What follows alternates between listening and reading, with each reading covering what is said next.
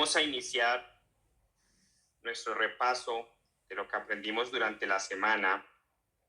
Y recordemos que estuvimos inicialmente aprendiendo sobre los aspectos de la visión general del sistema nervioso central. Entonces recordemos que estuvimos hablando del corte sagital, de una posición de nuestro sistema nervioso.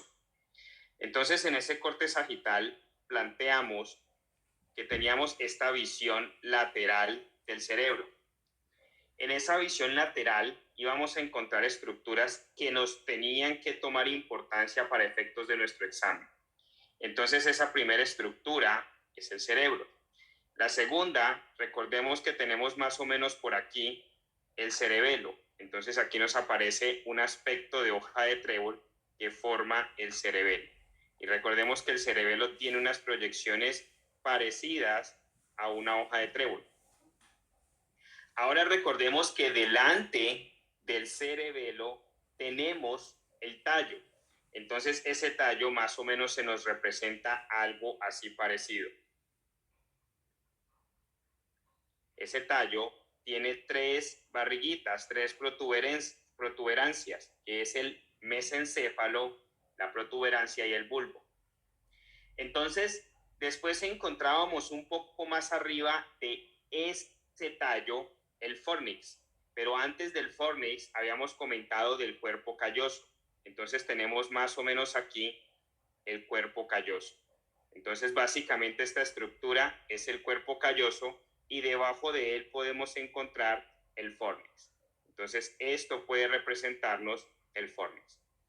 Esa estructura que se forma entre fornix y cuerpo calloso es el ventrículo lateral o los ventrículos laterales. Entonces básicamente todo este espacio que dibujo en rojo son los ventrículos laterales. Recuerda que profundamente vamos a encontrar ciertos grupos de núcleos. Ahora, encontramos dentro de esa relación ciertas estructuras que nos toman importancia. Entonces, encontramos que entre esa relación del cerebro y el cerebelo se nos está formando el tentorio. Entonces, este espacio aquí es el tentorio. Encontramos en este espacio los ventrículos laterales. Recuerda que se divide en tres porciones importantes el tallo: mesencéfalo, bulbo, protuberancia o mesencéfalo, protuberancia, bulbo. Básicamente eso después se va a prolongar hacia abajo como la médula. Y recuerda que imaginamos que básicamente estamos viendo esa visión lateral porque básicamente empezamos a pensar que esta es la cabeza del paciente. Entonces el paciente más o menos se va a ver así. Imaginemos que este es nuestro paciente. Entonces nuestro paciente más o menos se va a ver así. Ahora recuerda que estamos viendo una estructura bastante importante que es el cuarto ventrículo. Y ese cuarto ventrículo básicamente se está formando en la estructura entre el cerebelo y el tallo. Entonces, posterior al tallo está el cerebelo, anterior al cerebelo está el tallo. Entre esas dos estructuras, que es este espacio aquí, se está formando el cuarto ventrículo. Y si estuviéramos viendo esto en una imagen, en una resonancia magnética, una tomografía, podríamos pensar que más o menos a estos niveles encontramos las vértebras cervicales, pero son un poco más abajo. Entonces es importante que identifiquemos el fornix, es importante que identifiquemos el cuerpo calloso, que identifiquemos el cerebelo, que identifiquemos el tentorio, que identifiquemos el cuarto ventrículo, porque son puntos y estructuras importantes para la parte de nuestro examen. Recuerda que tenemos ese tallo en tres porciones, que es el mesencéfalo, la protuberancia y el bulbo. Ahora hemos imaginado esta visión desde un corte sagital o también llamado visión lateral. Ahora imaginemos que queremos voltear un poco esta situación y queremos ver ahorita al paciente de frente. Entonces vamos a hacerle un corte coronal. Si estuviésemos haciendo un corte coronal, básicamente imaginaríamos más o menos ese corte de esta forma.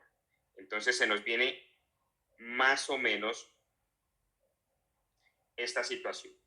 Recuerda que vamos a encontrar ahí en el medio el puente. Entonces el pons básicamente está algo así. Y eso lanza hacia la corteza unas comunicaciones que vamos a denominar los pedúnculos. Y lo que hace es conectarlo con la corteza.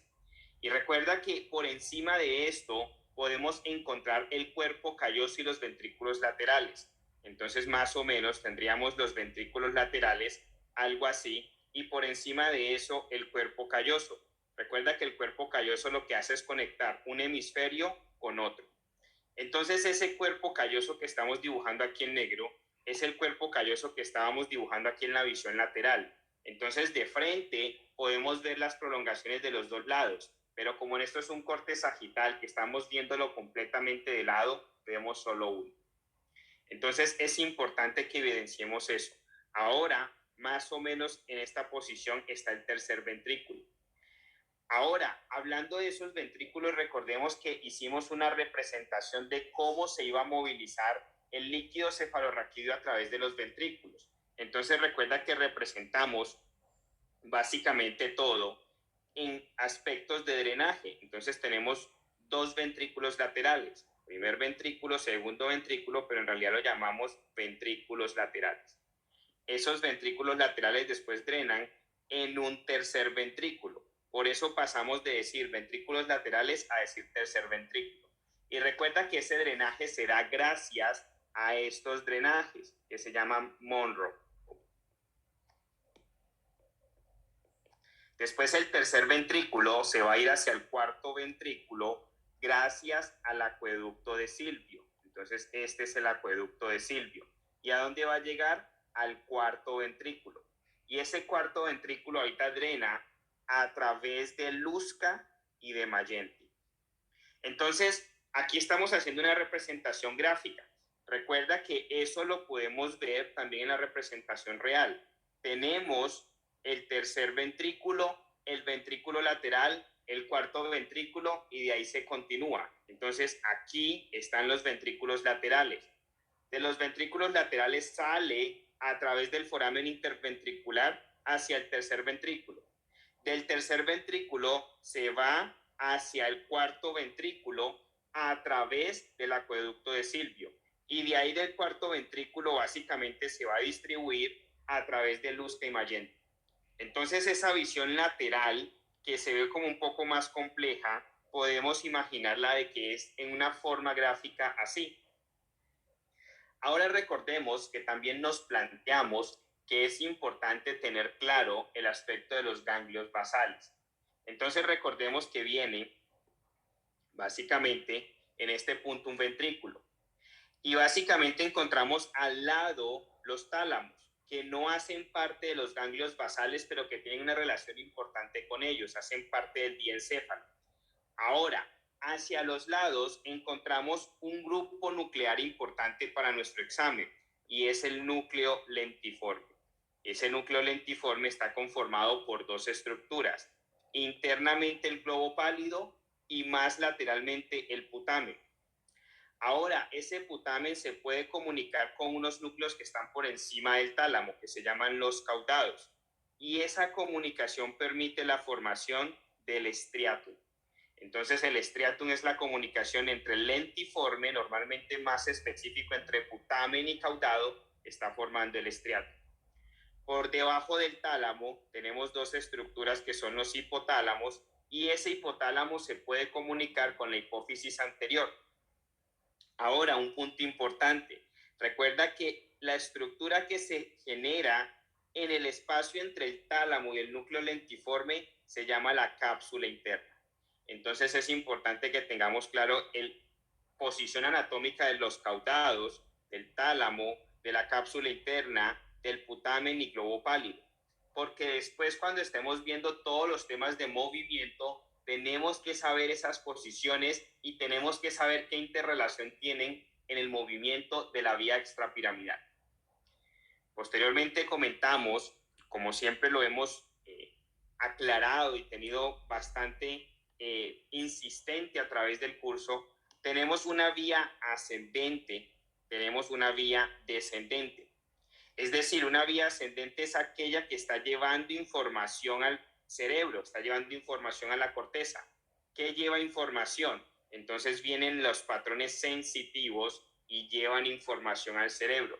Es decir, que los tractos sensitivos son tractos ascendentes.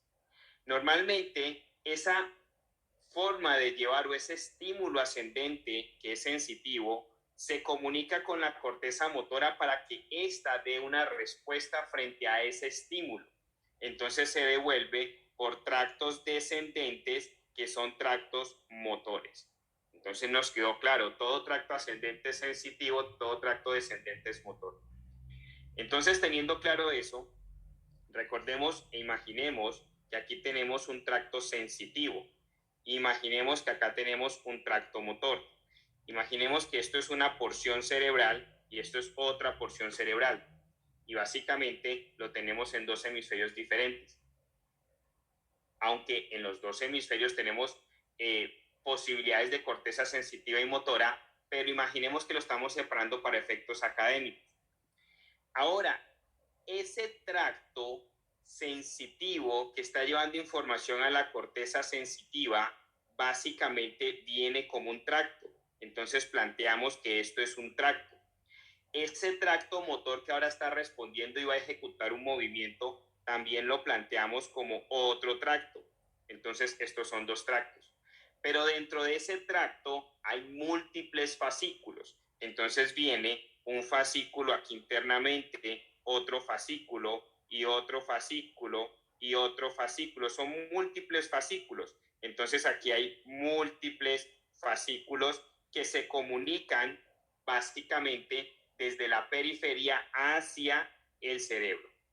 Lo mismo pasa con los tractos motores. Internamente los tractos motores tienen un fascículo aquí, otro acá, y todos básicamente están llevando algún tipo de información que permiten la comunicación de la corteza hacia la periferia a través de la ejecución de un movimiento.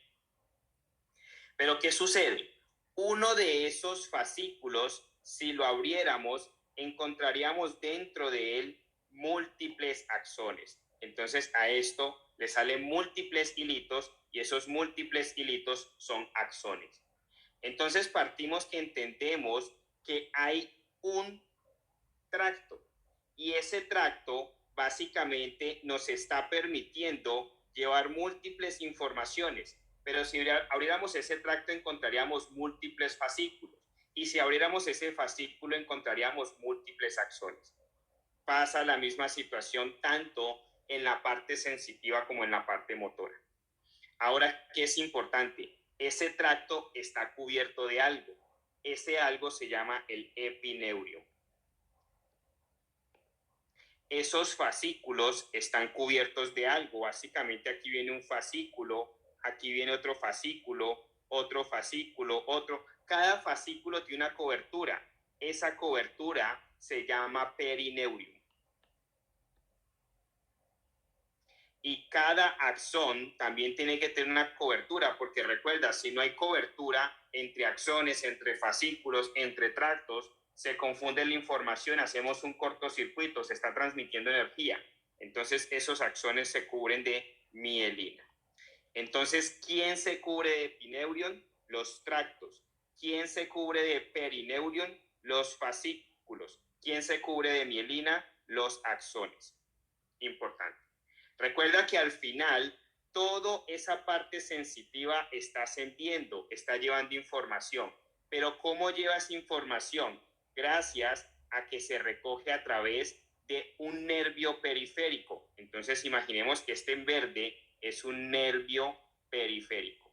El nervio periférico se conecta a unos receptores específicos, recoge una información y se la pasa al tracto sensitivo para que la suba hasta la corteza sensitiva. Pero ese mismo nervio periférico puede tener un nervio ejecutor que es un nervio motor y puede tener un nervio periférico que es un nervio sensitivo. Al final, ese nervio le está entregando información a los tractos y el tracto motor le puede entregar información para que ejecute un movimiento.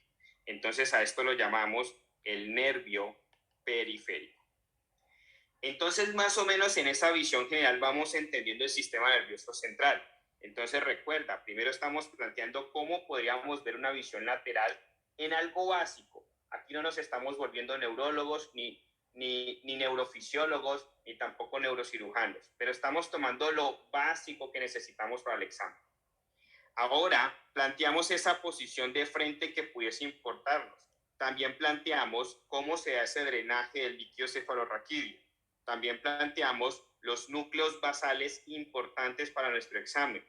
También planteamos cómo está conformado los tractos al cortarlos que vamos encontrando por dentro. Ahora, sucede que si viéramos nuestra corteza, imaginemos que nuevamente este es un cerebro visto desde el lado, básicamente podemos pensar que estos bordes son un poco más negros, un poco más grises que el resto. ¿Y eso por qué? Sucede que en esos puntos es donde se encuentra el cuerpo axonal. Entonces aquí hay un cuerpo axonal y después, o un cuerpo neuronal, mejor dicho, está el cuerpo neuronal y después esos axones se prolongan y van dando al final todas esas proyecciones. ¿Qué sucede? Esos axones están conformando la sustancia blanca. Esos cuerpos neuronales están conformando la sustancia gris. Por esa razón vemos dos tonalidades. En una están los cuerpos neuronales, en el otro están los axones. Y eso es lo que nos permite decir de sustancia gris o sustancia blanca. También comentamos que era importante tener la claridad respecto a la ubicación de las meninges. Entonces hablábamos que nos imagináramos la mnemotecnia DAP. Entonces, ¿eso qué significa? Que imaginamos la dura madre, la aracnoides y la pía madre en ese orden. Imaginamos que en la primer parte, que es arriba de la dura madre, encontrábamos el cráneo y en la parte más inferior encontrábamos el cerebro.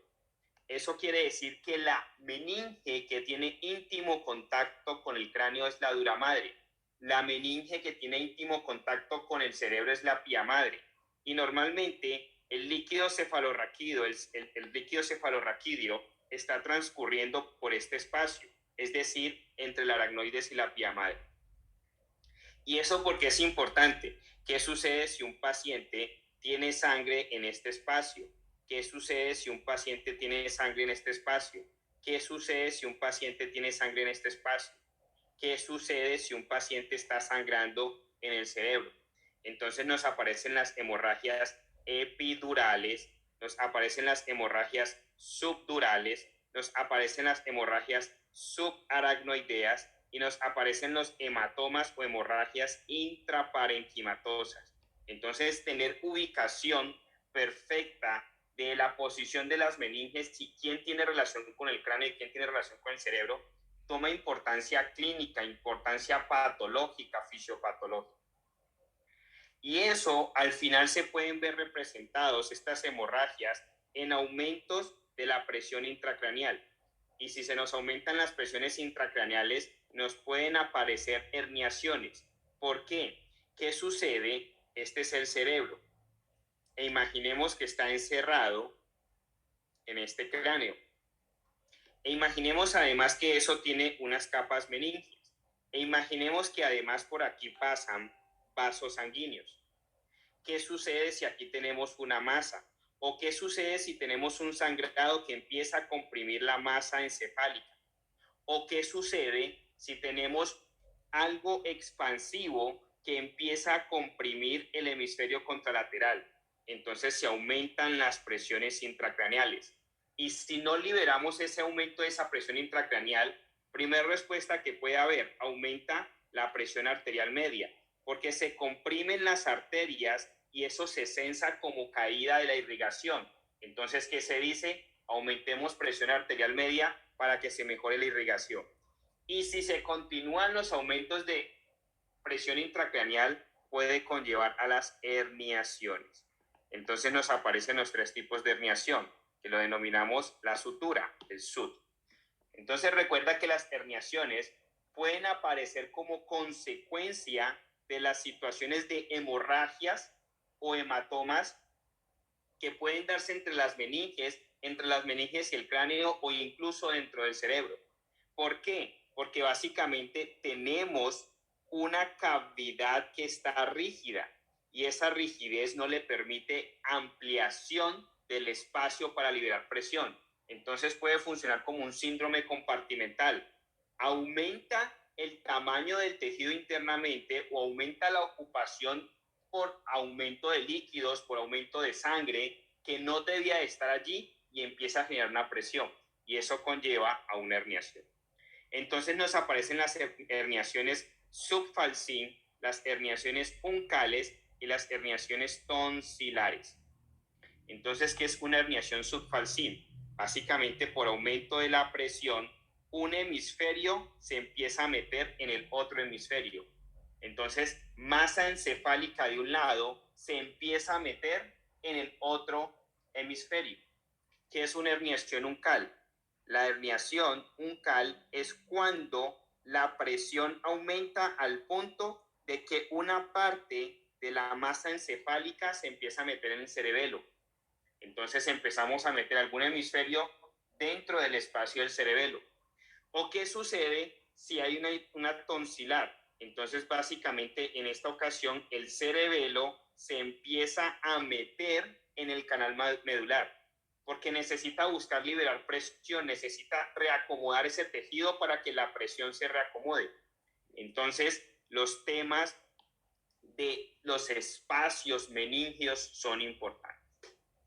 También comentamos y estuvimos hablando de 4 grupos celulares importantes. Entonces, estuvimos hablando de los astrocitos, de la microglía, de las células de Schwann y de los oligodendrocitos. Entonces recuerda que los astrocitos reparan el sistema nervioso central, entonces hacen función de reparación y además conforman la barrera hematoencefálica. La microglía tiene la función de fagocitar, entonces son fagocitos. Células de Schwann, pregunta de examen, hacen parte del sistema nervioso periférico y cuando están alteradas, cuando están dañadas, aparece una patología que siempre se evalúa. Guillain-Barré. Los oligodendrocitos son parte del sistema nervioso central y también son muy evaluados. Cuando se daña, cuando se genera desmielinización del sistema nervioso central, aparece esclerosis múltiple. Ahora, ¿qué otra situación tiene importante esto? Resulta que si miráramos el sistema nervioso periférico, esto es un nervio. Resulta que pueden haber células de Schwann periódicamente, pero eso permite que se formen los nodos de Ranvier. ¿Y eso porque es importante? Comentábamos, imagínate que la longitud de ese nervio, supongamos, sea 1 metro, pero supongamos que sumando las longitudes que quedan en los nodos de Ranvier fuese 0.5 metros. Entonces es mucho más corto recorrer 0.5 metros que recorrer 1 metro. Entonces, ¿qué dice el efecto de los potenciales de acción? No recorramos todo el nervio, porque recorrer todo el nervio nos va a tomar 1 metro. Recorramos mejor los puntos de los nodos de Ranvier, porque recorrer los puntos de los nodos de Ranvier nos va a tomar 0.5 metros. Entonces, salta a través de los nodos de Ranvier, y eso se denomina el efecto saltatorio. Entonces, el efecto saltatorio permite que haya menor longitud de recorrido en un menor espacio de tiempo y eso permite que la conducción sea mucho más rápida. Entonces no es lo mismo recorrer 1 metro que recorrer 0.5 metros. Si recorriéramos 1 metro posiblemente nos funcionaríamos y el efecto de la sensación del dolor al cerebro llegaría retrasada. Pero una de las situaciones que permite, aparte de la rapidez de la despolarización y del potencial de acción, que permite que sintamos inmediatamente, percibimos el dolor, el calor, la presión, la propiocepción, cualquier efecto sensitivo es uno de los efectos causados por los efectos saltatorios. Entonces, el efecto saltatorio está dado gracias a que el potencial de despolarización de membrana se está dando de una forma saltatoria a través de los nodos de Ranvier. Entonces eso toma bastante importancia y por eso tenemos que tenerlo claro. Ahora bien, también estuvimos hablando de esa parte importante del polígono de Willis. Entonces recuerda, imaginábamos 2 corazones. Esto es un corazón este es otro corazón. Entonces, siempre te vas a imaginar dos corazones, porque desde ahí parte la formación del polígono de Willis. Entonces, lo que hicimos fue básicamente, imagina que este es un corazón que se está uniendo a otro corazón. ¿Qué hicimos? Básicamente empezamos a quitar partes del corazón. Entonces, volvámoslo a hacer para que sea más claro. Imaginemos que este es un corazón e imaginemos que este es otro corazón. Entonces quitábamos las partes laterales de ese corazón. Entonces básicamente al quitar esas partes laterales quedaba algo así.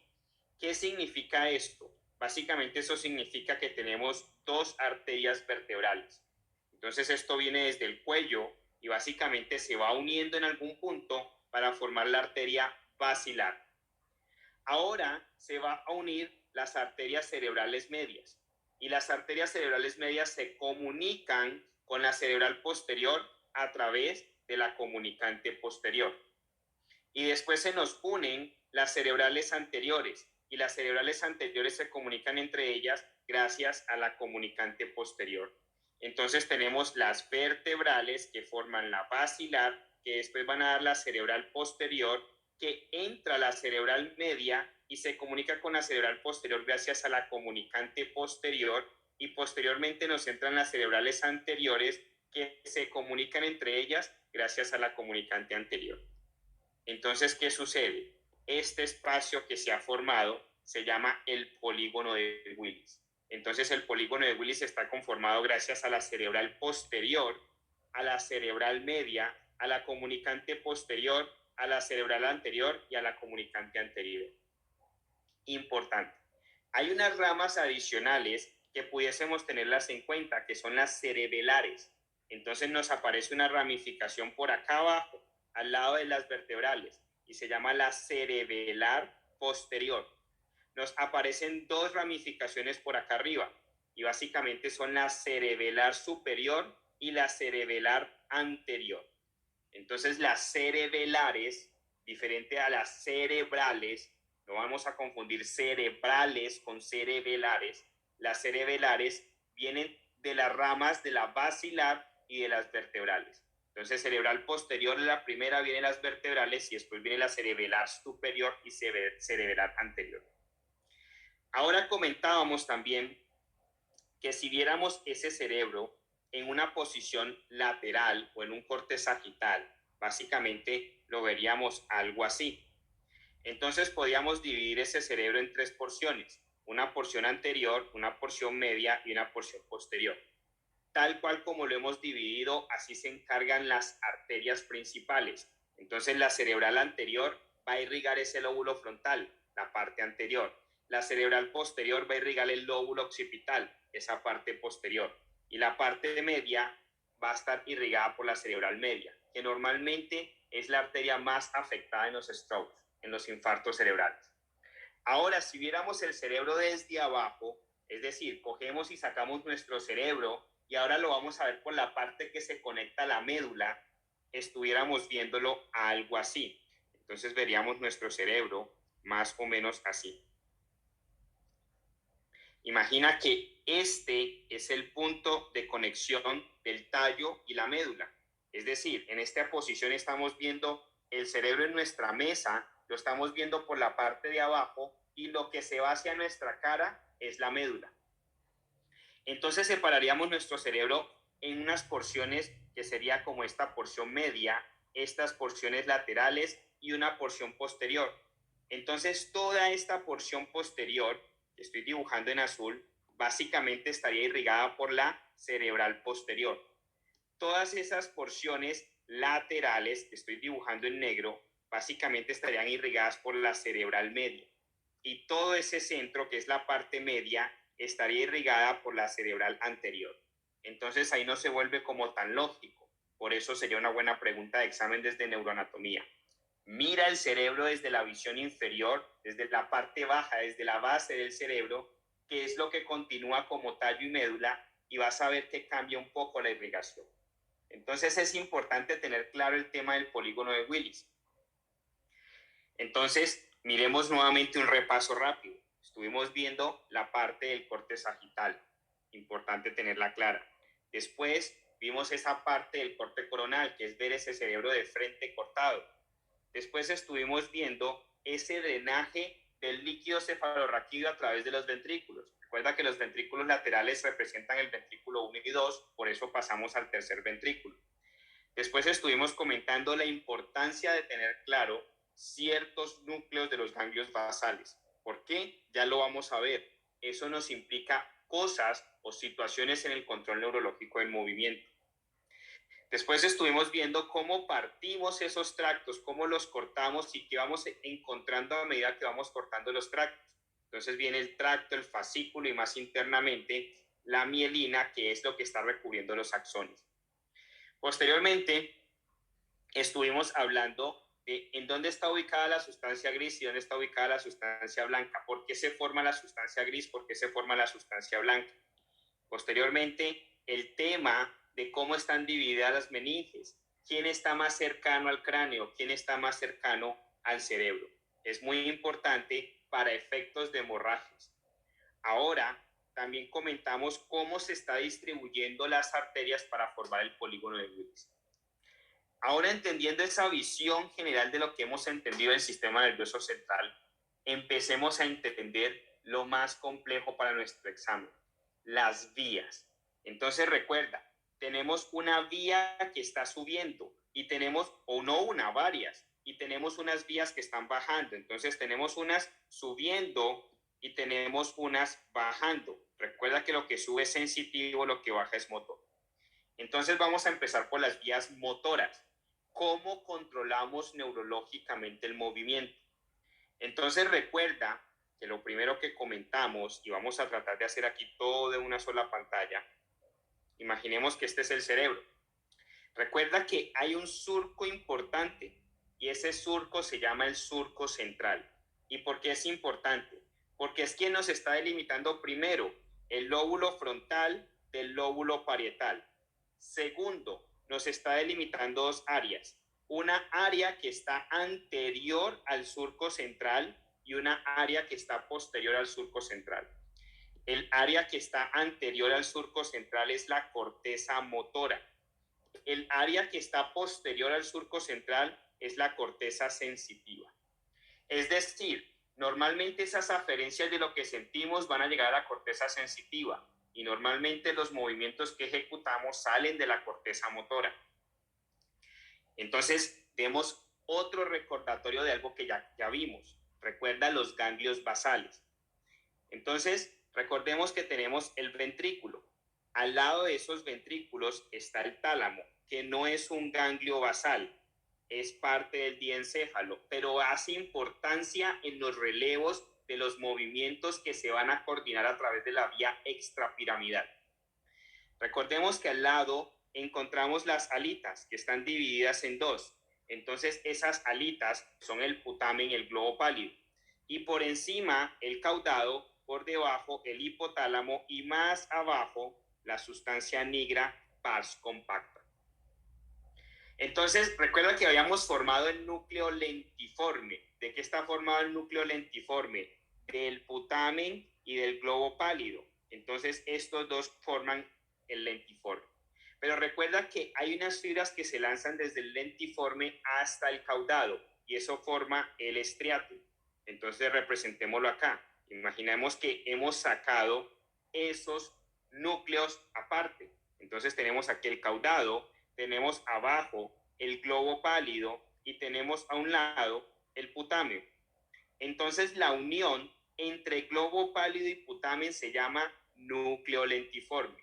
Pero la unión entre globo pálido, putamen y caudado podemos decir que es el estriatum. Puntos importantes para entender el movimiento. Ahora, cuando el cerebro a través de la corteza motora ha decidido bajar un potencial de acción para inervar un músculo y generar una contracción, eso necesita de dos vías. Pregunta de examen. ¿Cuáles son esas dos vías? Entonces, cuando se decide ejecutar el movimiento, se necesita de la vía piramidal y se necesita de la vía extrapiramidal.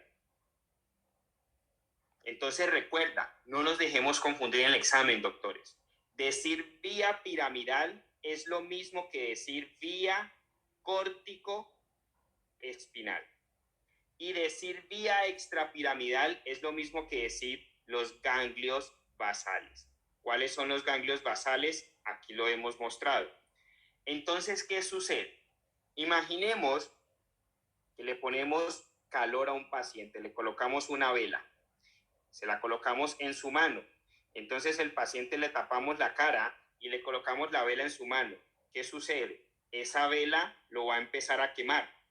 Cuando lo empieza a quemar, ¿él cómo sabe que se está quemando?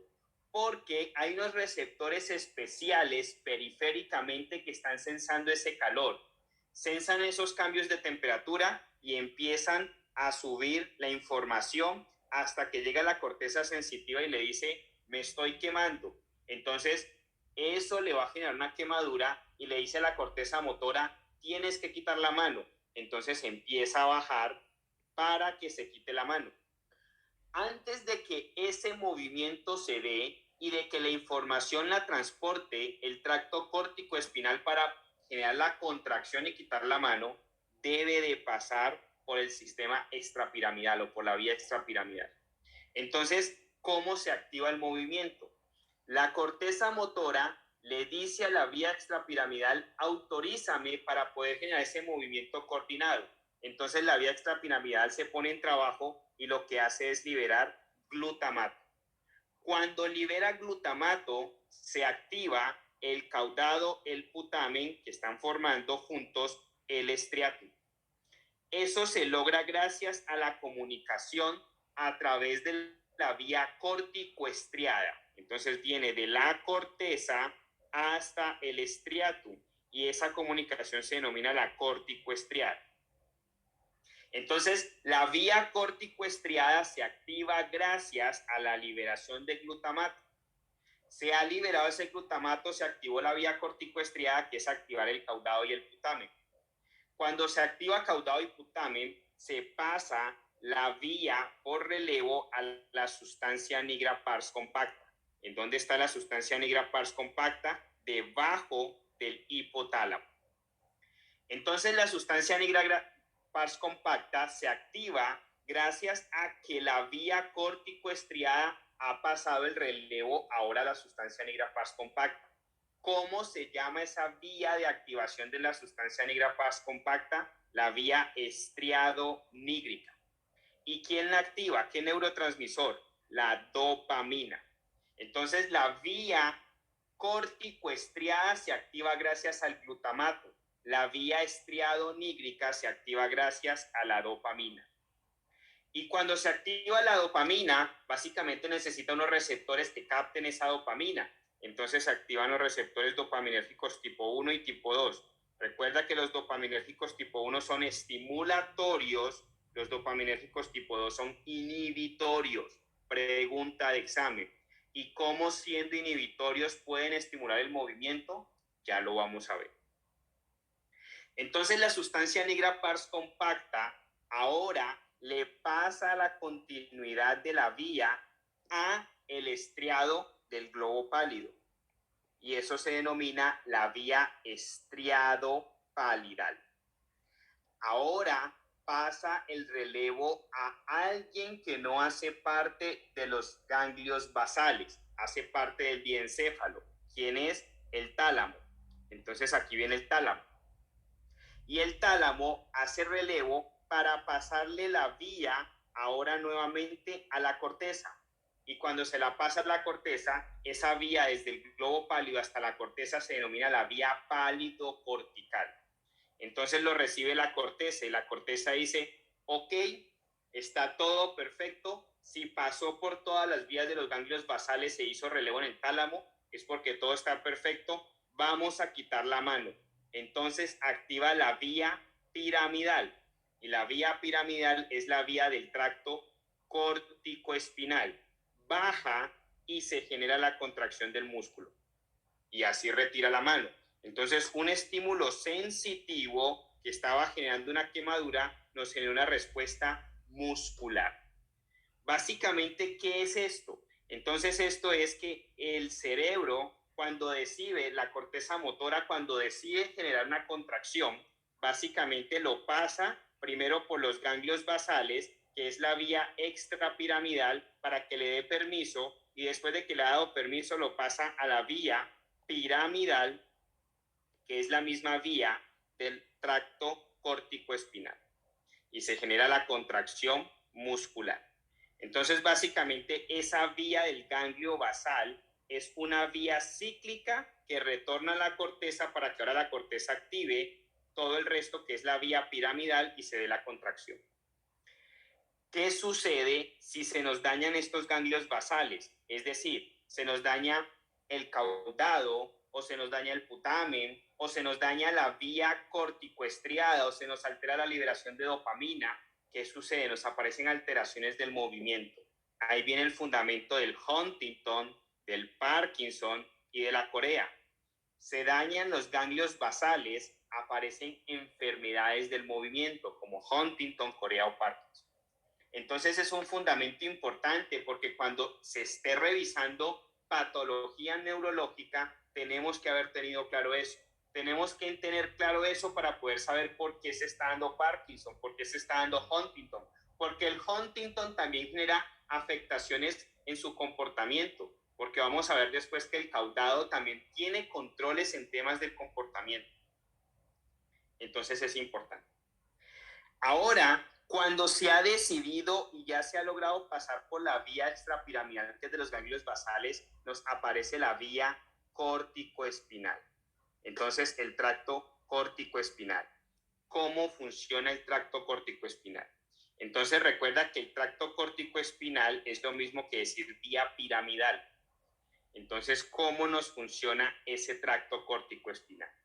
Entonces, recordemos que tenemos la corteza motora. La corteza motora ya ha recibido autorización por parte del ciclo de los ganglios basales. Entonces nos aparece la primera situación. Nos aparece una neurona. Y esa neurona se llama motoneurona superior. Entonces nos aparece la motoneurona superior. La motoneurona superior decide enviar unas prolongaciones axonales que forman la corona radiada. Entonces nos aparece la corona radiada. Eso posteriormente va a pasar a través de la cápsula interna. Y ahí estamos en el mismo lado. Entonces, básicamente, todos esos axones ahora empiezan a bajar por el tallo cerebral. Y recordemos que el tallo cerebral tiene mesencéfalo, protuberancia y bulbo, y después se vuelve médula. ¿Qué sucede? Esas prolongaciones empiezan a bajar por todas esas estructuras, mesencéfalo, protuberancia y bulbo. Exactamente en el bulbo, pregunta de examen, se decusa, se cruza al lado contralateral. Es decir, que la motoneurona superior del lado derecho va a enviar raíces, va a enviar prolongaciones al lado izquierdo. ¿Por qué? Porque se ha decusado a nivel del bulbo. Y de ahí continúa bajando por la médula derechito, hasta que llega a un punto de la médula que se llama el asta anterior. Segundo punto de recepción. Importante, las astas anteriores son para motricidad, las astas posteriores son para parte sensitiva. Entonces, en esa asta posterior está la motoneurona inferior. Entonces nos aparecen dos motoneuronas, motoneurona superior y motoneurona inferior, que eso en la parte sensitiva lo pasamos a llamar neurona de primer orden, neurona de segundo orden, neurona de tercer orden. Pero recuerda, aquí está bajando, entonces viene de corteza hacia médula. Por eso se llama tracto córtico, de corteza arriba hacia abajo, espinal. Entonces el tracto córtico-espinal es descendente, por lo tanto es motor. ¿Qué otra situación nos puede poner el examen? Que en vez de decirnos tracto córtico-espinal nos dice vía piramidal. Es lo mismo. Entonces, ¿qué sucede? Ese tracto córtico-espinal que viene de la motoneurona superior, generó la corona radiada, pasó por la cápsula interna, atravesó mesencéfalo, protuberancia y bulbo, y en el bulbo se decusó, se cruzó, se pasó para el otro lado, sigue bajando como tracto corticoespinal y ahora va a hacer sinapsis en la motoneurona inferior que está en el asta anterior contralateral de la médula. Cuando hace sinapsis envía un nervio periférico y ese nervio periférico viene a inervar el músculo que se quiere contraer. Entonces, al final, ¿qué sucedió? Se generó, nuevamente este es nuestro cerebro, se generó una sensación que va en vía ascendente. Era una sensación de quemadura. El cerebro, la corteza sensitiva, sensó eso, dijo, nos estamos quemando. Le pasó la información a la corteza motora, le dice a la corteza motora, haga algo. La corteza motora se lo pasa a la vía extrapiramidal, que es lo mismo que decir ganglios basales. Entonces pasa por todo ese ciclo. Se activa la vía córtico-estriada, se libera glutamato, se activa caudado hiputamen se lo pasan ahora a la sustancia nigra a través de la activación de dopamina por la vía estriadonígrica, se pasa ahora por la vía estriadopalidal, se hace relevo en el tálamo, se devuelve la corteza y le dice a la corteza, ok, todo está cuadrado y perfectamente ordenado para que ejecutes el movimiento. Entonces se lo pasa al tracto córtico-espinal.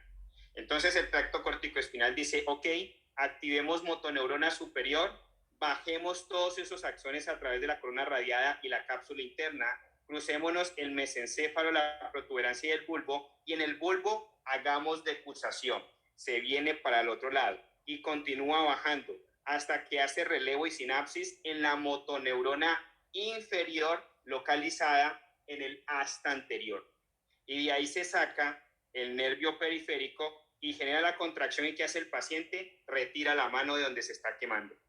Entonces, un estímulo sensitivo nos llevó a una respuesta motora importante. Entonces, recuerda que dividimos toda esta situación en 3 puntos importantes. Y esos 3 puntos importantes nos van a permitir saber cómo se manejan las lesiones de motoneurona superior y motoneurona inferior.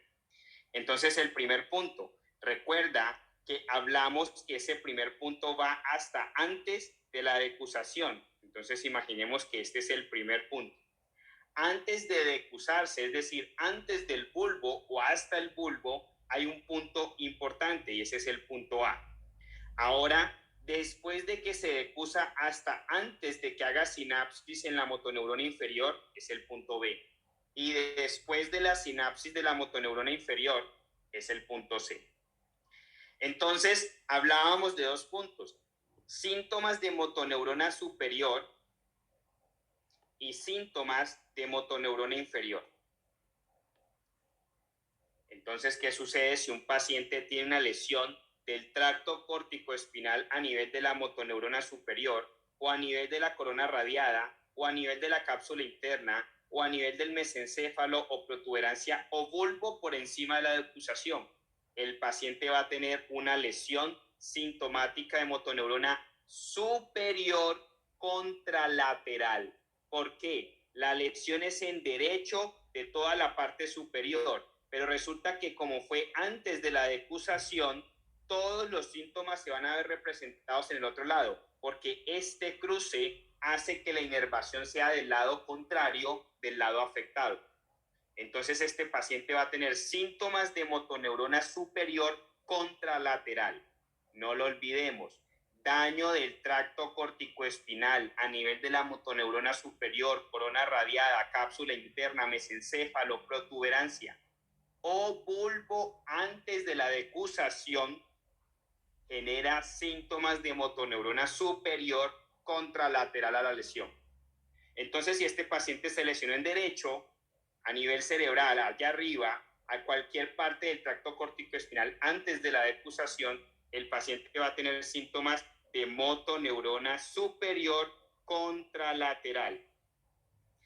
¿Y cuáles son los síntomas de motoneurona superior? Entonces recordemos, el paciente nos hace espasticidad, nos hace hiperreflexia, nos hace hipertonicidad y un tema exclusivo que es el Babinski. ¿Qué pasa si el paciente se nos lesiona el tracto corticoespinal después de la decusación vulvar? Es decir, el paciente se afecta en este trayecto. Entonces se está afectando en este trayecto antes de que haga sinapsis en la motoneurona inferior, pero después de la decusación de los bulbos. Entonces el paciente sigue haciendo síntomas de motoneurona superior. ¿Por qué? No ha alcanzado todavía la motoneurona inferior, pero ahora nos va a hacer síntomas de motoneurona superior, pero ipsilateral. ¿Por qué? Se está afectando el lado izquierdo porque ya se decusó, el nervio periférico está por el lado izquierdo, entonces son los mismos síntomas que si se hubiese afectado la corona radiada, el mesencéfalo, la protuberancia del bulbo, la motoneurona superior, pero ahora son ipsilaterales, porque ya lo cogió después de la decusación. Entonces, ¿qué hace ese paciente? Espasticidad, hiperreflexia, hipertonicidad muscular y Babinski, pero ipsilateral. El otro era contralateral. Ahora, ¿qué pasa si este paciente se lesiona la médula después de la sinapsis de la motoneurona inferior o se lesiona el nervio periférico? Entonces ya va a ser síntomas de motoneurona inferior. Entonces los síntomas de motoneurona inferior son ipsilaterales y ya no van a ser espasticidad e hiperreflexia.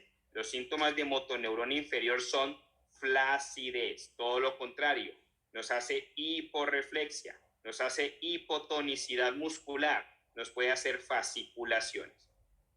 Importante. Entonces, de esa forma estamos evaluando y revisando el tracto córtico-espinal. Recuerda que cuando nos hablan de tracto córtico-espinal es como estar hablando de la vía piramidal. Es lo mismo. Ahora, sucede que esa transmisión, como lo hemos aprendido en lecciones anteriores, tiene que ver con fisiología celular básica, que son los potenciales de membrana, intercambio de sodio y potasio, activación de la bomba sodio-potasio ATPasa, mecanismos de difusión celular. Después lo aprendimos desde el punto de vista neurológico, qué es lo que está pasando para contraerse en esos nervios. Pero sucede que también tiene un control bioquímico, se necesita liberación de sustancias. Recuerda que una de esas sustancias para activar una de las vías es la dopamina, otro es el glutamato. Lo que nos toma importancia para efectos del examen es la dopamina. Entonces, ¿cómo vemos ese control bioquímico para permitir el movimiento o la contracción muscular? Entonces, recuerda que todo parte desde la fenilalanina. Todo parte desde la fenilalanina. Recuerda que la fenilalanina se va a convertir a tirosina. La tirosina se va a convertir a L-dopa. La L-dopa se va a volver dopamina. Y la dopamina se va a volver norepinefrina y la norepinefrina se va a volver epinefrina. Entonces, importante, aminoácido, bioquímica, conversión de un aminoácido a otro aminoácido, bioquímica, alteración de la conversión, patología bioquímica. Se lleva a un compuesto importante en neurología, se lleva a un compuesto importante en medicina interna en mantención de la presión arterial media. Entonces es una vía muy importante, muy evaluada por el examen. Entonces, ¿qué se necesita para que podamos convertir fenilalanina a tirosina? Entonces recuerda, nos aparece la fenilalanina hidroxilasa y requiere del cofactor del tetrabioptereno. ¿Qué sucede si no tenemos tetrabioptereno o tenemos una deficiencia enzimática de la fenilalanina hidroxilasa? Entonces nos aparece el PKU, la fenilcetonuria, pregunta de examen. ¿Qué necesitamos para convertir la tirosina a L-dopa? Entonces necesitamos la tirosina hidroxilasa. ¿Qué sucede si tenemos deficiencia genética de la tirosina hidroxilasa? Nos aparece el albinismo. ¿Qué se necesita para convertir dopamina a norepinefrina? Entonces, para convertir dopamina a norepinefrina requerimos la dopamina hidroxilasa en apoyo de cofactor de la vitamina C. Entonces recuerda, la fenilalanina es un aminoácido esencial. La tirosina no es un aminoácido esencial. ¿Por qué? Porque la tirosina se da gracias a la conversión de un aminoácido esencial. Pero ¿qué pasa con los pacientes que tienen fenilcetonuria? No pueden convertir fenilalanina a tirosina. Entonces se suben los niveles de fenilalanina y se caen los niveles de tirosina. Entonces la tirosina en los pacientes con fenilcetonuria sí se vuelve un aminoácido esencial. Y los tratamientos están enfocados a bajar los niveles de fenilalanina, que es lo que empieza a generar daños cerebrales. Ahora bien, ¿qué es el punto importante aquí? La L-Dopa, porque estamos en fisiología neurológica. Entonces recuerda que la L-Dopa lo que va a hacer es entrar a nuestro cerebro. Entonces aparece que tiene permiso para pasar el cerebro a través de la barrera hematoencefálica. Entonces esa L-Dopa básicamente entra al sistema nervioso central. Y la L-Dopa en el sistema nervioso central es degradada por la monoaminooxidasa a dopa C. Entonces vamos a ver que cuando estemos viendo patología neurológica, tenemos fármacos que pueden bloquear la monoaminooxidasa. Tenemos fármacos que estimulan más entrada de L-Dopa al sistema nervioso central, incrementando los niveles de levodopa, porque la levodopa es la que le permite entrar a la L-Dopa al sistema nervioso central. En ciertos efectos en donde nos hace falta dopamina a nivel del sistema nervioso central para ejecutar mejor el movimiento, pudiésemos usar estimuladores de levodopa o inhibidores de la monoaminooxidasa. Entonces es importante tener claro esta vía. Ahora, ¿qué sucede? Entonces nos aparece un componente importante que es la dopamina. La dopamina está implicada en los movimientos, ya lo vimos. Entonces, ¿qué sucede? Recordemos que planteábamos dos cerebros pequeñitos en donde los dos cerebros, uno tiene receptores colinérgicos y el otro tiene receptores dopaminérgicos. Entonces uno tiene receptores dopaminérgicos tipo 1 y el otro tiene receptores dopaminérgicos tipo 2. Pregunta de examen. Los receptores dopaminérgicos, tanto tipo 1 como tipo 2, estimulan el movimiento, pero tipo 2 desde una forma inhibitoria y tipo 1 desde una forma excitatoria. ¿Cómo así que los receptores dopaminérgicos tipo 2 desde una forma inhibitoria estimulan el movimiento? ¿Cómo funciona ese enredo? Sucede que en la mitad de todo esto está el GABA. Cada que se aumenta la estimulación de los receptores dopaminérgicos, también se elevan los niveles de GABA. ¿Recuerdan dónde se estimulan los receptores dopaminérgicos? Por allá en la vía extrapiramidal de los ganglios basales, cuando estamos activando la vía estriadonígrica, que se está liberando dopamina, se estimulan los receptores dopaminérgicos para recepcionar esa dopamina. Pero al mismo tiempo se elevan los niveles de GABA. ¿Por qué? GABA es inhibitorio. Entonces GABA también dice, ok, un momento, no muevas tan fuerte, no quiero que hagas ese movimiento, inhibe el movimiento. Y la verdad es necesario porque es un mecanismo de mantener exacto, de mantener perfecto a ese paciente para que el movimiento no sea ni brusco ni exagerado. También hay alguien que lo inhiba. ¿Qué sucede? ¿Qué hacen los receptores dopaminérgicos tipo 2?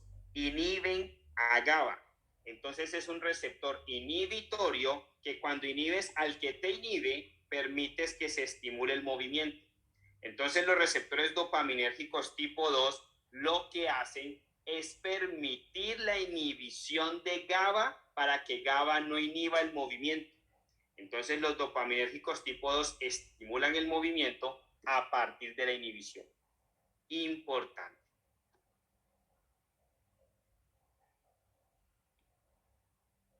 Vamos a hablar ahora del sistema sensorial. Entonces recordemos, empezamos entendiendo esa parte de cómo ejecutamos el movimiento. Pero entonces sucede que para ejecutar ese movimiento, el cerebro necesita haber recibido un estímulo. Y vamos a pensar que ese estímulo vino desde la periferia. Entonces, un estímulo sensorial básicamente va a generar un efecto de una respuesta motora.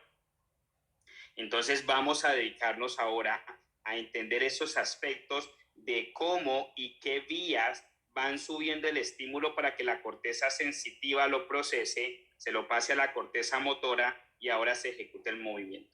Entonces ya entendimos toda esta parte de la ejecución del movimiento. Ahora vamos a enfocarnos en esta parte de cómo se lleva ese estímulo sensitivo. Entonces, recordemos que estuvimos hablando que la sensación se define como la percepción consciente o inconsciente de un estímulo externo o interno. Y clasificamos esas sensaciones en dos: sensaciones generales y sensaciones especiales. Las sensaciones generales se refieren al tema del sistema somático, de la propiocepción, que es mucho de la postura, o la parte visceral de sensar presiones arteriales médicas. Y el especial se refiere a los sentidos, que son el olfato, el gusto, la visión, la audición, etcétera, etcétera. Entonces se dice especiales porque los receptores que llevan esa sensación para que después ascienda hacia nuestra corteza sensitiva no están en todo el cuerpo. Tenemos unos receptores especiales para el olfato, unos receptores especiales para el gusto, y así sucesivamente, no están en todo el cuerpo. Entonces empezamos a definir cuáles son esos tractos que empiezan a subirnos las sensaciones. Entonces recuerda, representamos nuevamente nuestro cerebro. Imaginemos que este es nuestro cerebro. Entonces básicamente estamos subiendo una sensación. Entonces representábamos eso imaginando la cara de un paciente. Imaginamos que esta es la nariz, esta es la boca, y básicamente este paciente tiene una sensación, y esa sensación puede ser de múltiples situaciones. Entonces imaginemos que es una sensación de una quemadura, imaginemos que esto es una vela, imaginemos que es una sensación de vibración, imaginemos que esto es un aparatico que está vibrando, imaginemos que es una sensación de situaciones como frío, entonces le ponemos un cubo de hielo al paciente, o imaginemos que es una sensación de punción, empezamos a colocarle una inyección al paciente en donde el paciente le va a doler, o imaginemos que es una sensación de presión, viene alguien y le pone el puño a este paciente, se metió en problemas y en una pelea un puño, entonces ese puño es una sensación de presión. Entonces esas sensaciones básicamente van subiendo y van subiendo, pero sucede que la sensación de presión, dolor, propiocepción, vibración, temperatura no van subiendo por los mismos tractos. Sabemos que son tractos ascendentes, pero cada uno tiene su tracto. Entonces nos aparecen 3 tractos en condiciones generales importantes para el examen.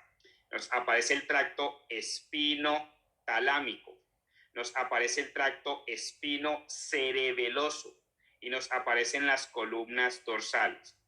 Entonces, si notan, espino viene desde la espina, talámico sube hasta el tálamo, entonces va subiendo. Espino viene desde abajo, cerebeloso viene subiendo.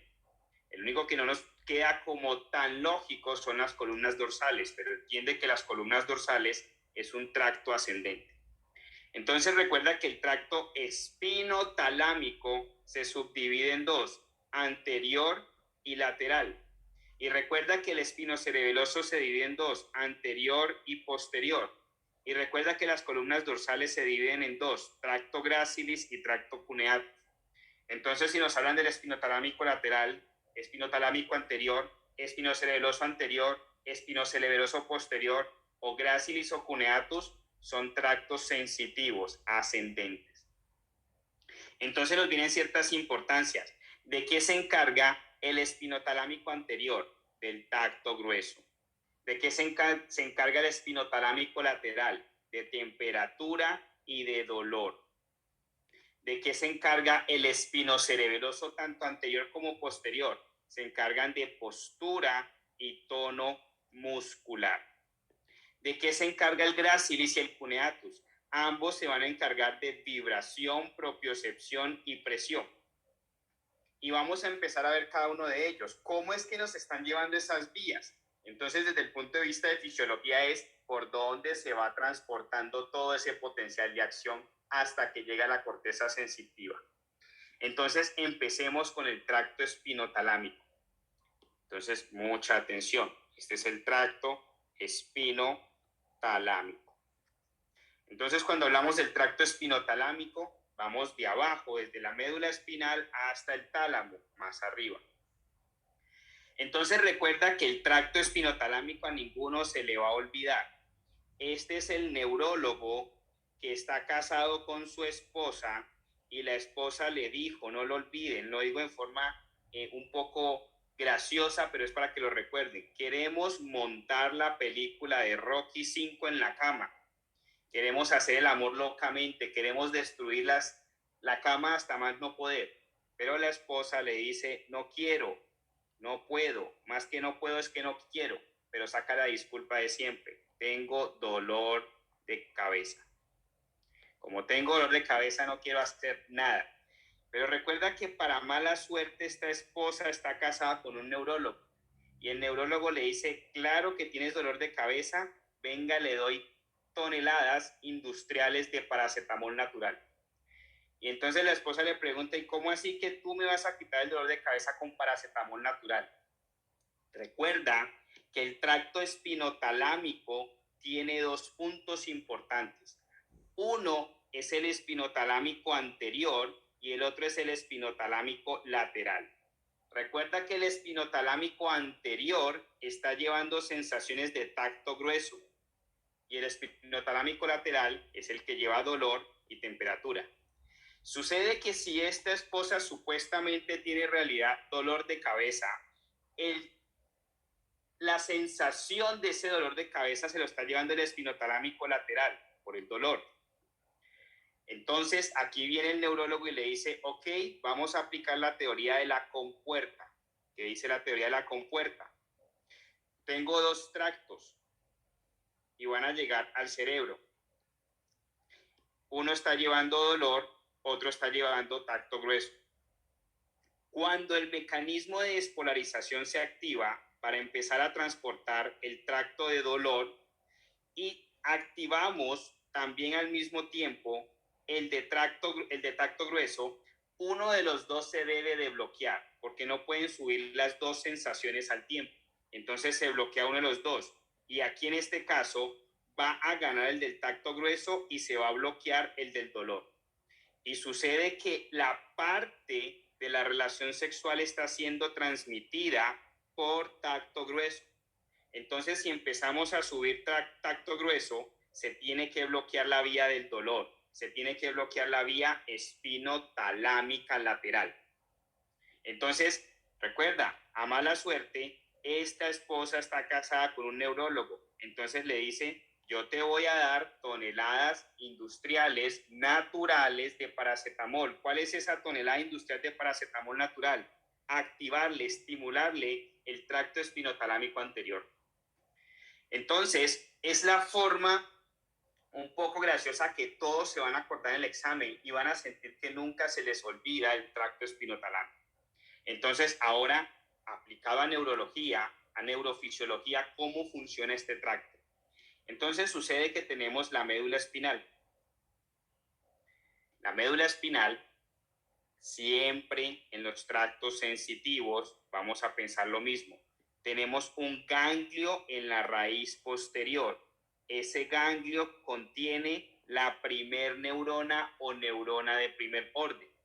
Entonces, esa neurona de primer orden tiene raíces axonales hacia el asta posterior de la médula y hacia la conexión de los receptores periféricos.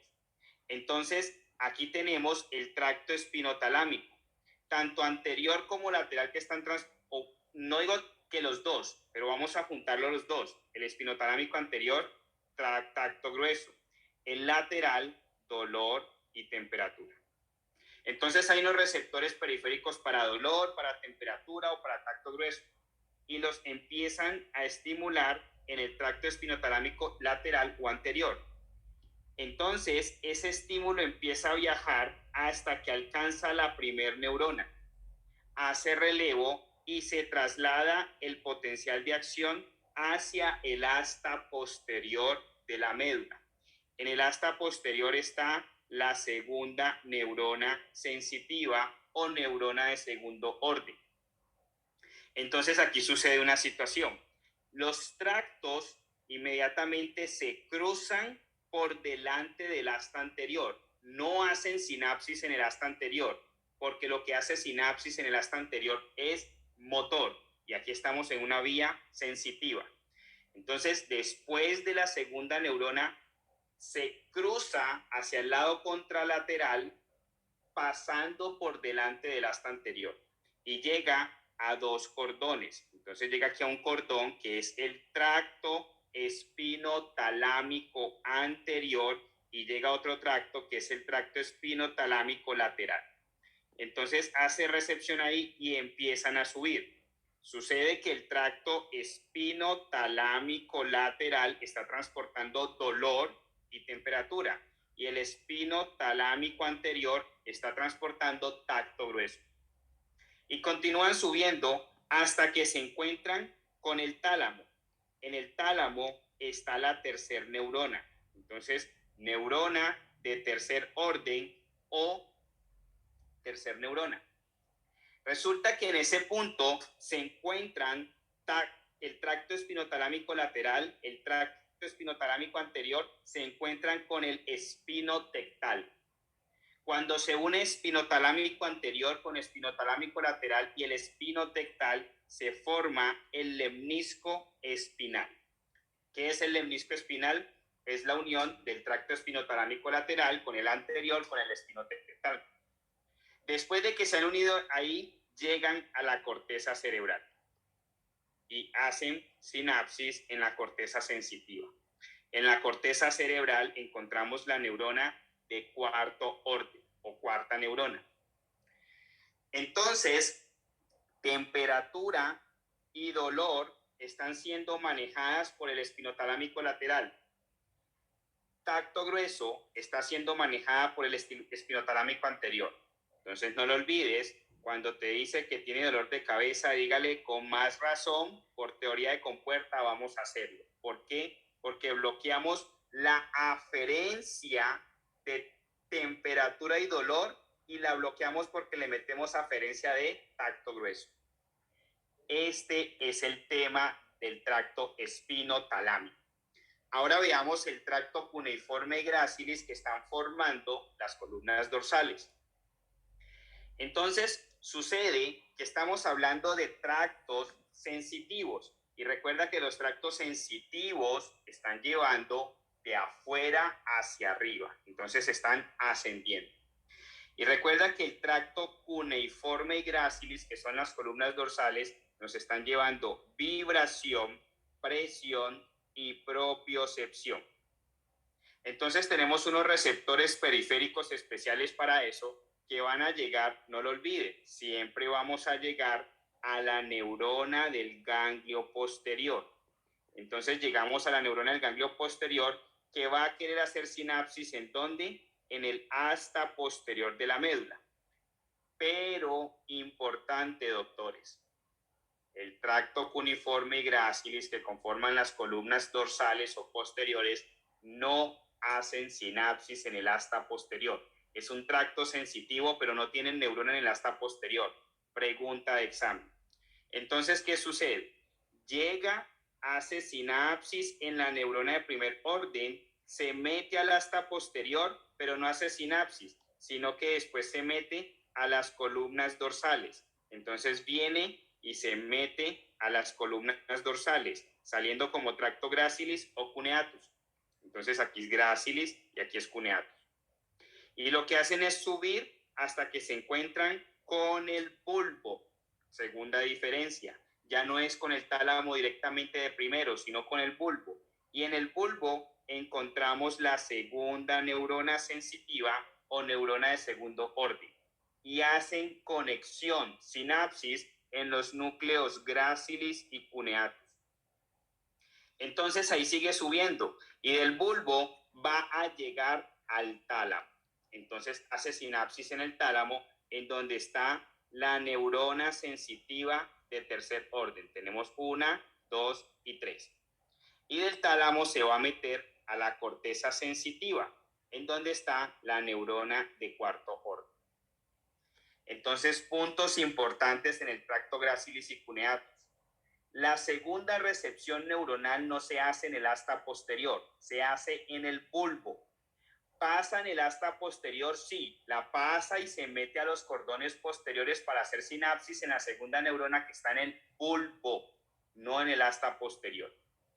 Entonces, ¿por qué si tanto Gracilis como Cuneatus están transportando lo mismo? ¿Para qué tenemos dos tractos? Entonces sucede que el cuneiforme se encarga de los segmentos desde C1 hasta T6.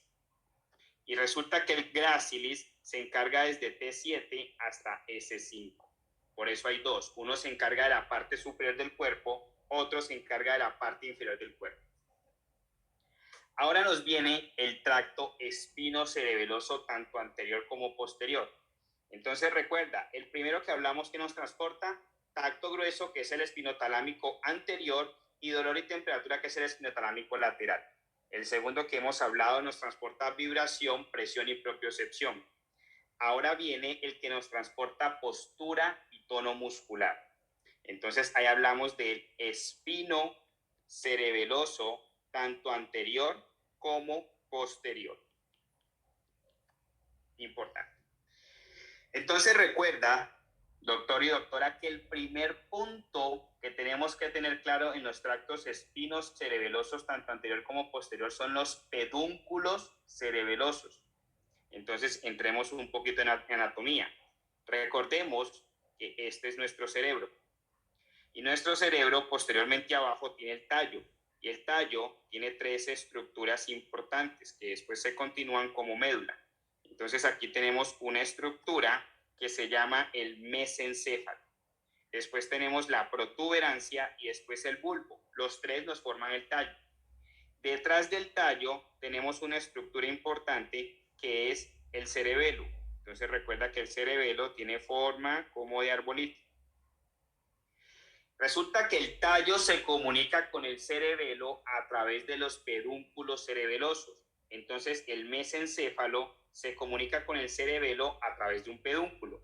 La protuberancia se comunica con el mesencéfalo a través de un pedúnculo. El bulbo se comunica con el cerebelo a través de un pedúnculo. Entonces la comunicación entre el mesencéfalo y el cerebelo se da gracias al pedúnculo cerebeloso superior. La comunicación de la protuberancia con el cerebelo se da gracias al pedúnculo cerebeloso medio. Y el bulbo se comunica con el cerebelo gracias al pedúnculo cerebeloso inferior. Es el punto importante que tenemos que tener en cuenta en los tractos espinocerebelosos. Entonces vamos ahora al tracto espinocerebeloso. Entonces recordemos nuevamente nuestra médula. Entonces aquí está nuestra médula y está cubierta algo así. Entonces esta es nuestra médula. Ahora recordemos, siempre tenemos el ganglio de la raíz posterior. Y en ese ganglio de la raíz posterior encontramos a la primer neurona. Recordemos que estamos llevando en este caso, en los tractos espinocerebelosos, postura y tono muscular.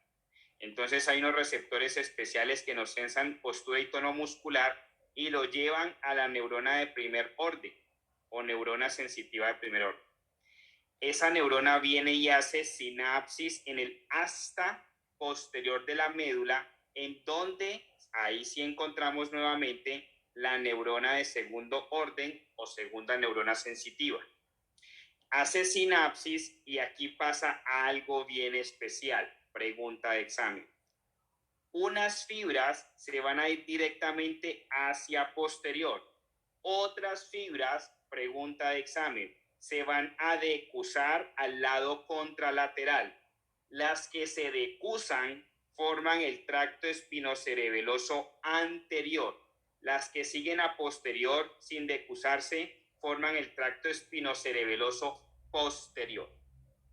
Entonces sucede que se llama espinocerebeloso. Eso quiere decir que va a entrar a cerebelo.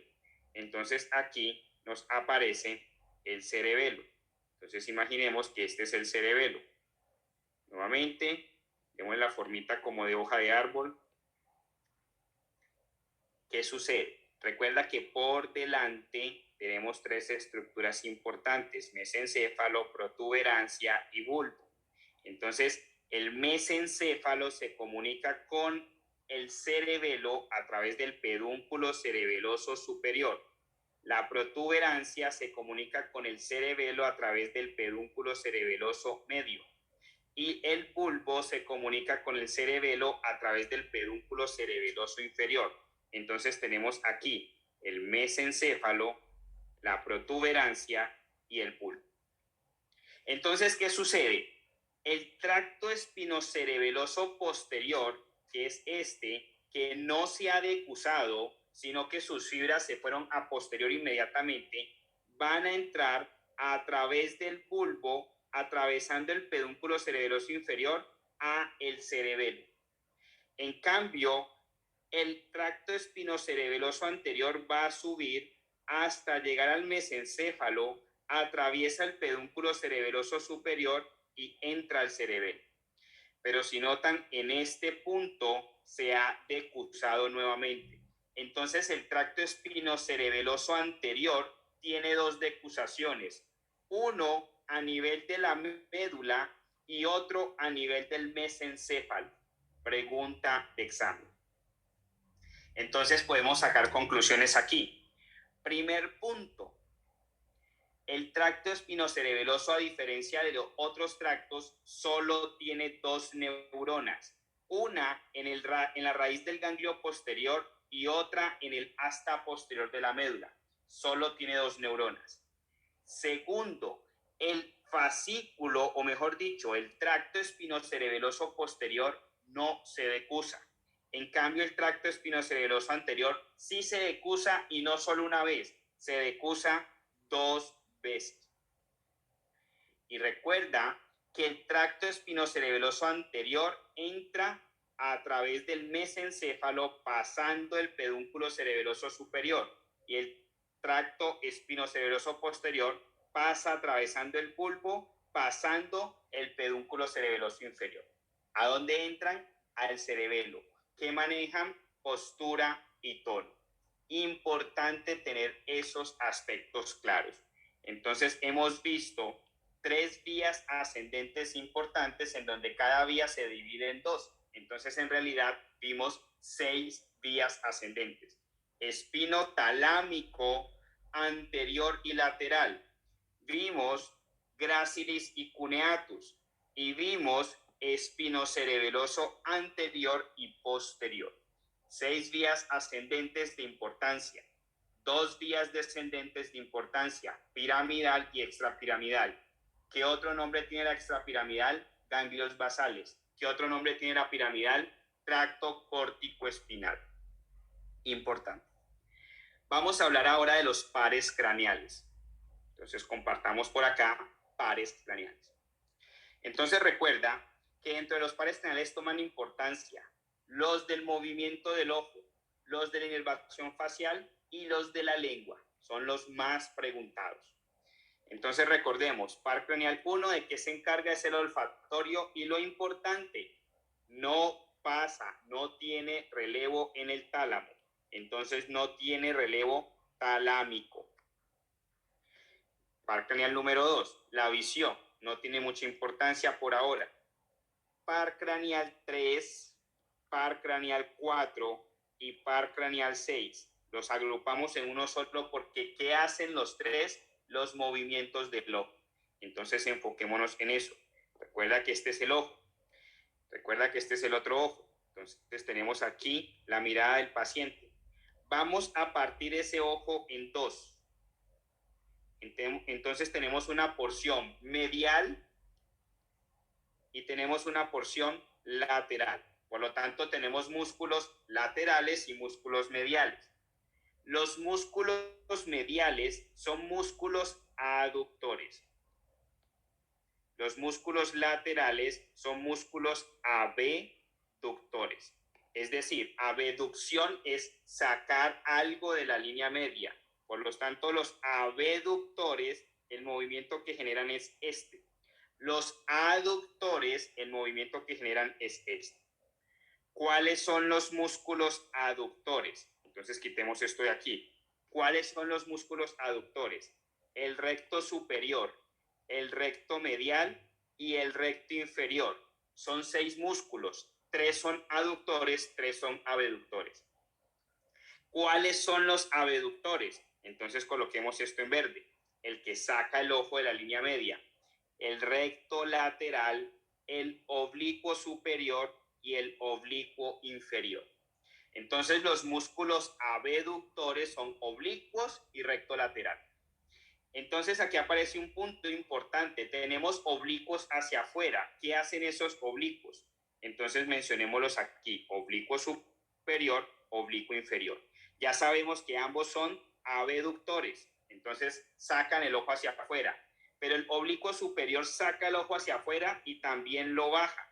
Y el oblicuo inferior saca el ojo hacia afuera, pero también lo sube. Entonces es contradictorio. Superior lo baja, inferior lo sube, pero ambos lo sacan.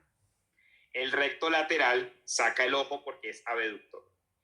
El recto superior, aparte de hacer aductor, también puede subir el ojo. El recto medio mete el ojo. El recto inferior baja el ojo, pero también lo mete. Ahora, ¿quién inerva cada músculo? Entonces, el recto superior, coloquémoslo aquí todos en rojo, el recto superior está inervado por el tercer par craneal, al igual que el recto medio, al igual que el recto inferior, al igual que el oblicuo inferior. O sea que el tercer par puede subir el ojo, meter el ojo, bajar el ojo, sacar el ojo y subir el ojo. El recto lateral está inervado por el sexto par y el oblicuo superior está inervado por el cuarto par. Importante. Ahora vámonos al quinto par. Entonces resulta que el quinto par es el trigémino. Entonces, tri de 3, gémino de gemelos. Entonces, el trigémino, el punto importante lo tiene con la cara. Entonces, recordemos la frente, la nariz, los labios, el mentón y el paciente. Recuerda que el trigémino viene como 3, por eso se llama trigémino. Entonces tenemos una rama oftálmica, tenemos una rama maxilar y una rama mandibular. Entonces nos aparece la famosa derivación B1, B2 y B3. Resulta que la oftálmica es sensitiva, la maxilar es sensitiva, pero la mandibular es sensitiva y motora. ¿Y qué sucede? El punto importante del trigémino viene con la lengua. Entonces recuerda que imaginábamos que esta es la lengua. El paciente nos saca la lengua y la vamos a dividir en 3 tercios. Entonces tenemos el tercio anterior, el tercio medio y el tercio posterior de la lengua. La lengua es una pregunta fija de examen. ¿Por qué? Al examen le encanta preguntar. Entonces, el gusto. Entonces, recuerda que el gusto está determinado por 10, 9 y 7. Entonces, ¿por qué sacamos la lengua con el tema del trigémino? Porque ahí viene el enredo, que en realidad no es un enredo. Entonces, cada que te hablen de la lengua, piensas en 10, 9 y 7. Todo el tiempo, 10, 9 y 7. 10, 9 y 7. ¿Qué hace el par craneal número 10? Da el gusto de la parte posterior de la lengua. ¿Qué hace el par craneal 9? Da el gusto del tercio medio de la lengua. ¿Qué hace el par craneal 7? Da el gusto del tercio anterior de la lengua. ¿Quién lleva las sensaciones de dolor? ¿O quién lleva sensaciones de la lengua? Entonces, lo mismo, parte posterior, par craneal 10, parte media o tercio medio, par craneal 9, pero en la sensación ya no es en la parte anterior del 7, ya viene a ser la rama B3. Entonces, por eso el trigémino tiene acción también en la lengua. Ahora, ¿quién se encarga de mover la lengua? La lengua la mueve el par craneal 12 o también llamado hipogloso. Entonces es una buena pregunta de examen porque en la lengua actúa el 10, el 9, el 7, el 5 y el 2. Pero no nos confundamos, 12 es solo motricidad, 10, 9 y 7 gusto. Y para sensación cambiamos el 7 por el B3. Importante. Ahora, recordemos el facial. Entonces, parte del número 7. ¿Qué hace? Movimiento facial. pero ¿en dónde más nos aparece? En el gusto de la lengua, tercio anterior. Hablemos del 8, que es el vestíbulo coclear, que nos hace audición y balance. Hablemos del 9, que es el glosofaringio.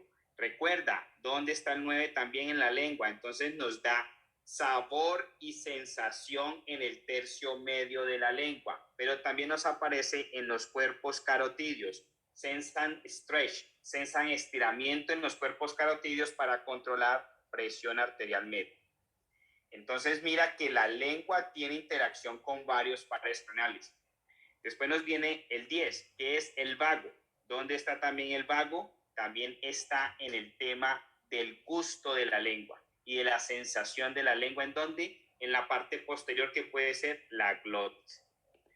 Entonces, recuerda que por allá cuando estuvimos viendo fisiología gastrointestinal, el 10 también tiene temas, el vago tiene temas del parasimpático para estimular muchos temas de acidez gástrica.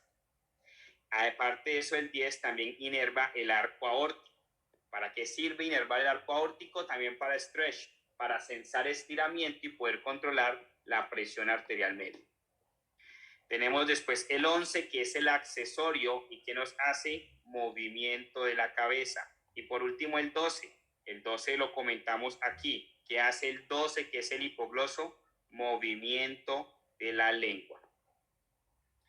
Ahora después comentamos todos esos aspectos de por dónde salen los pares craneales a través de los orificios craneales. Recuerda que los importantes, los que más pregunta el examen, son los pares craneales que mueven el ojo y después los que salen por el foramen yugular. Pero recordémoslos todos. El par craneal número 1 sale por la fosa anterior. El par craneal número 2 por el canal óptico. Se viene el más preguntado. Par craneal 3, par craneal 4 y par craneal 6. Entonces los tres, los mismos que dibujamos acá en amarillo, los que mueven el ojo, ahora también son los más preguntados para las salidas por el cráneo. Los tres salen por la fisura orbitaria superior. Los tres, fisura orbitaria superior. Pero sucede que se les mete uno más. Recuerda que el quinto par, que es el trigémino, está dividido en tres: rama B1, rama B2 y rama B3. Es el segundo par craneal más preguntado en efectos de salidas de orificio. Entonces la rama B1 se mete por la fisura orbitaria superior, pero la rama B2 ya sale por el foramen rotundo y la rama B3 por el foramen oval. 7 y 8 no son tan preguntados. Entonces 7 y 8 salen juntos también por el meato auditivo interno. Y se viene el tercero más preguntado en temas de orificio de salida. 9, 10 y 11. Esos tres nos salen por el foramen yugular junto con la yugular. Y por último el 12, que sale por el canal hipogloso. Los más preguntados: fisura orbitaria superior, B1 y el foramen yugular. Son los más preguntados. Tengan muy en cuenta esas salidas, que casi siempre las preguntan. Ahora hablemos de los núcleos hipotalámicos. Entonces recuerda que los núcleos hipotalámicos los referimos como una posición de ubicación. Entonces estuvimos hablando que ubicábamos un punto medio, dos puntos, que uno es anterior y otro es posterior, y dos laterales. Entonces tenemos en este lado el posterior, en este lado el anterior, en negro los laterales y en rojo el medio. Entonces sencillo, tenemos un núcleo hipotalámico anterior, un núcleo hipotalámico posterior, núcleos hipotalámicos laterales y núcleo hipotalámico ventromedial. ¿Qué hace el ventromedial? Saciedad. ¿Qué hace el anterior? Enfriamiento. ¿Qué hace el posterior? Calor. ¿Qué hacen los laterales? Hambre. El de la saciedad, que es el ventromedial, inhibe el lateral, que es la hambre. El hambre es estimulada en el en el núcleo hipotalámico lateral por la grelina. Se suben los niveles de grelina, estimula el núcleo hipotalámico lateral y nos da hambre. Comemos, nos llenamos, se estimula el núcleo ventromedial y bloquea el lateral. ¿Quién inerva el anterior? Lo inerva el parasimpático. ¿Quién inerva el posterior? Lo inerva el simpático. Después comentábamos que hay más núcleos hipotalámicos y le dábamos posición con respecto al ojo. Entonces imaginemos que este es el ojo. Tenemos el supraquiasmático, el supraóptico y el preóptico. Supraquiasmático, que hace ritmo circadiano. Supraóptico, que hace liberación de ADH y oxitocina. Preóptico, que hace control de temperatura y liberación de GnRH. Recuerda que cuando se daña el preóptico, se alteran los niveles de GnRH y aparece el síndrome de Kallmann. Y hay uno por acá solito, como un hongo, solito, no hace nada. El solitario lo que hace es controlar el vómito. Y nos quedaban por último los núcleos talámicos. Entonces recuerda que los núcleos talámicos tenemos el ventroposterolateral, el ventroposteromedial, el geniculado lateral, el geniculado medial y el ventral lateral. ¿Qué hace el ventroposterolateral? Básicamente hace sinapsis con los tractos espinotalámicos y lo que hace es tener los núcleos de vibración, dolor y tacto ligero. ¿Qué hace el ventroposteromedial? Básicamente tiene sinapsis con el trigémino y lo que hace es sensación de la cara. ¿Qué hace el geniculado lateral? Sinapsis con el par craneal número 2 y lo que hace es temas de visión. Geniculado medial en las olivas y lo que hace es temas de audición. Y el ventral lateral, ganglios basales. No se nos olviden, ganglios basales, ¿qué tiene que ver? Vía extrapiramidal. ¿Qué es eso? Movimiento. Entonces es motor el ventral lateral. Ahora, por último, ciclos del sueño. ¿Qué pasa cuando nos vamos a dormir? Entonces, en este momento muchos están bostezando, muchos tienen sueño, muchos se quieren ir a la cama, o muchos quieren ir a armar la película de Rocky 5. ¿Qué sucede? Cuando empezamos a querernos quedar dormidos, hay una fase en que estamos todavía con los ojos abiertos y con sueño. Cerramos los ojos y empezamos a quedarnos dormidos. Entonces empezamos a entrar como en unas etapas, como en una escalerita. Entonces esas etapas básicamente es en búsqueda de llegar a una fase de movimientos oculares rápidos, el REM. Entonces nos empezamos a quedar dormidos y entramos en la etapa 1. Nos vamos profundizando más, etapa 2. Nos vamos acercando a ese REM, etapa 3. Si en todo ese espacio de nuestro sueño nos estuvieran tomando un electroencefalograma, nos verían que en la etapa 1 se nos ven ondas T, en la etapa 2 ondas kappa y en la etapa 3 ondas delta. Antes de quedarnos dormidos nos pueden aparecer ondas alfa o ondas beta. Ahora, el punto importante es qué pasa en cada una de las etapas. Primer punto, el espacio entre la etapa 1 hasta antes de llegar al REM se llama periodo de latencia REM o REM latency.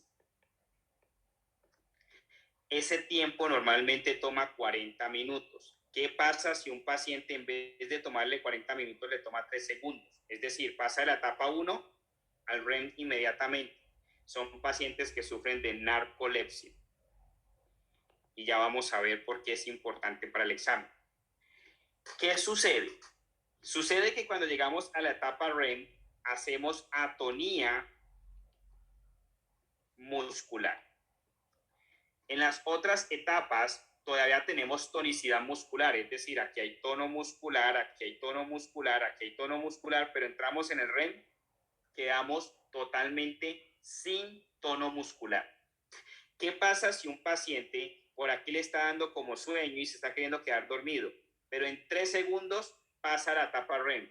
De estar parado, de estar sentado, se cae, hace algo parecido a un síncope, se te cae ahí. Los pacientes con narcolepsia hacen eso. están aquí como medio somnolientos y de un momento a otro pérdida del tono muscular porque entraron inmediatamente a la fase REM. Entonces, en la fase REM, básicamente tenemos que hay atonía muscular, además de eso pueden haber erecciones y además de eso hay rapid eye movement, es decir, hay movimientos oculares rápidos, por eso se llama la fase REM. Hay dos situaciones, cuando el paciente se despierta fácil, y cuando el paciente no se despierta fácil. Un paciente o nosotros nos podemos despertar fácilmente en las etapas 1, etapa 2 y en la etapa REM. No nos despertamos fácilmente en la etapa 3. ¿Y eso de qué tiene importancia? Hay patología del sueño, pesadillas, terrores nocturnos. Entonces eso nos hace diferenciar si es el paciente que consulta o si es alguien que lo está llevando porque recuerda o no recuerda la situación, y eso lo veremos en la parte de psiquiatría. Entonces, ¿qué sucede? Si el paciente está pasando de esas etapas iniciales a la etapa REM rápidamente y no en los 40 minutos que tiene que pasar normalmente, nos hace narcolepsia. Se despierta fácilmente en etapa 1, etapa 2 y etapa REM. El descanso real se percibe en las etapas REM. Ahora, llegar a la etapa REM no quiere decir que ya se terminó el sueño. No, podemos volver a bajar a la etapa 1 y volver a subir. Etapa 1, etapa 2, etapa 3 y volver y subir al REM. Es decir, es un ciclo. Terminó la etapa REM, podemos bajar otra vez etapa 1, etapa 2, etapa 3 y volver y subir etapa REM. De esa forma, hemos estudiado y repasado lo que aprendimos durante esta semana respecto a neurología fisiológica.